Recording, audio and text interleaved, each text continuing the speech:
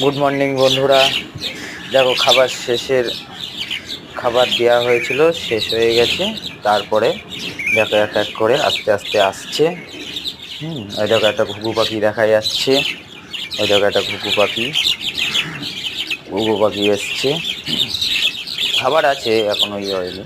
ঘুঘু পাখিটা দেখো টুকটুক করে খাচ্ছে। আর এক এক ঝাঁক শালিক চলে আসছে।